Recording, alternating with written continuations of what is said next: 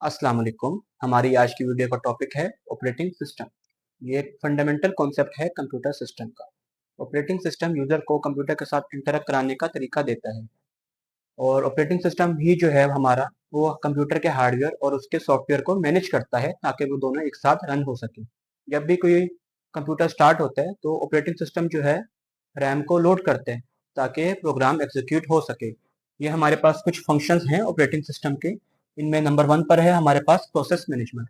Process management एक important function है operating system का और ये जितने भी जो कंप्यूटर के अंदर प्रोग्राम्स होते हैं उन सबको मैनेज करना और प्रोसेसेस को मैनेज करना ये ऑपरेटिंग सिस्टम का काम है।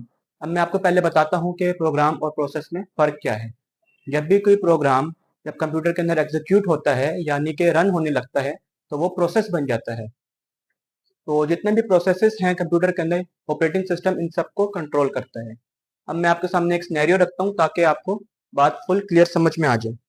फॉर एग्जांपल हमारे पास 3 प्रोग्राम्स हैं। एक है 5 मिली सेकेंड्स, एक है हमारे पास 2 मिली सेकेंड्स और एक है हमारे पास 1 मिली सेकेंड्स।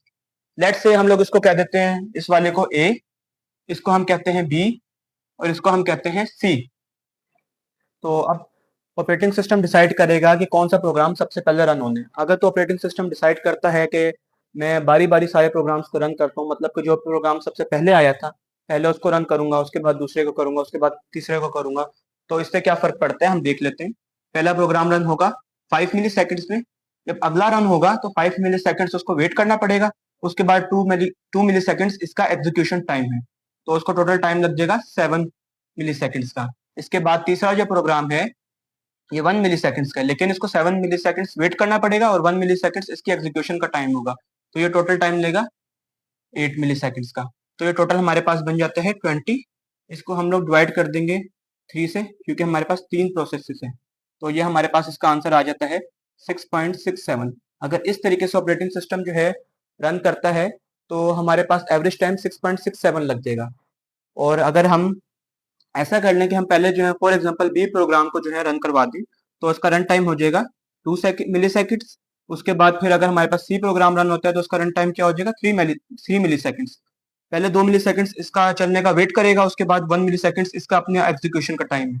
इसी तरीके से आखिरी वाले में क्या हो जाएगा 5 मिली सेकेंड्स का ये खुद है, 3 मिली सेकेंड्स इसका वेटिंग टाइम है, तो ये हो गया 8। 8 + 3 + 2 हमारे पास हो गया 13। तो 13 को जब हम लोग डिवाइड कर देंगे 3 के साथ तो उसका आंसर हमारे पास आएगा 3.3 मिली सेकेंड्स। इस तरीके से हम लोग देख सकते हैं कि हमारा जो एवरेज टाइम है प्रोग्राम रन होने का ये कम है। नंबर 2 पर हमारे पास है मेमोरी मैनेजमेंट। ये वो पार्ट है ऑपरेटिंग सिस्टम का जो कि मैनेज करता है और कंट्रोल करता है ऑपरेशंस को मेन मेमोरी के अंदर। जब भी कोई प्रोग्राम जो है वो रन होते हैं तो मेमोरी मैनेजमेंट जो है उसको स्पेस जो है वो एलोकेट करते हैं।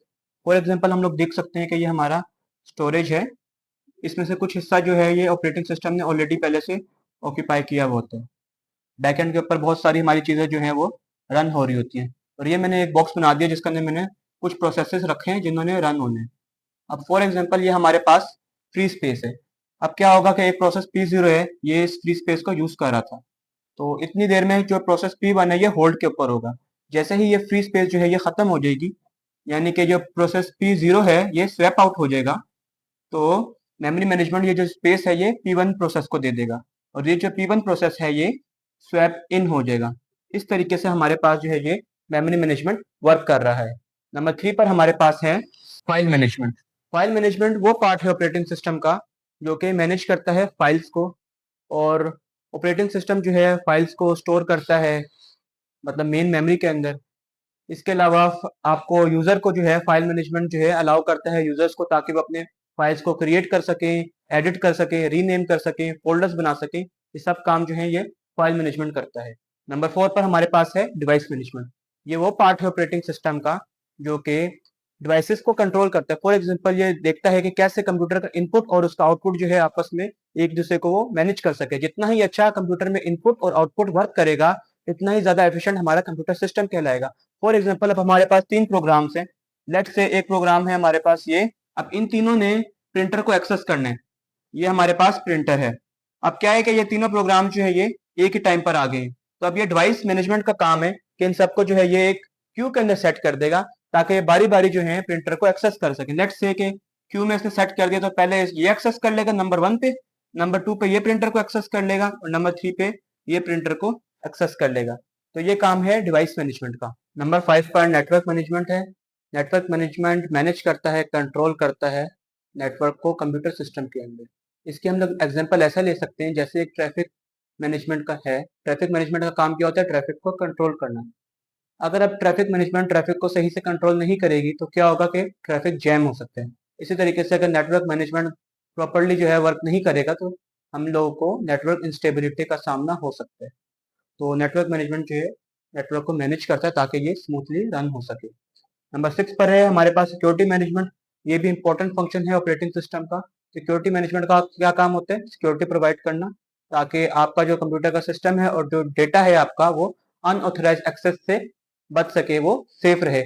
आप जो हो सिक्योरिटी मैनेजमेंट की मदद से आप लोग जो हो यूजर अकाउंट्स बना सकते हो जिसकी वजह से कोई और जो है आपके डिवाइस को एक्सेस नहीं कर सकता। और इसके अलावा इसका आपको क्या फायदा होगा? आपको ये फायदा होगा कि ना तो कोई सिक्योरिटी मैनेजमेंट की वजह से कोई अगर वायरस है या कोई मॉलवेयर है या कोई अनऑथराइज एक्सेस है उससे आपका कंप्यूटर सिस्टम जो है वो सेफ रहता है। तो ये सारे हमारे थे फंक्शंस ऑपरेटिंग सिस्टम के।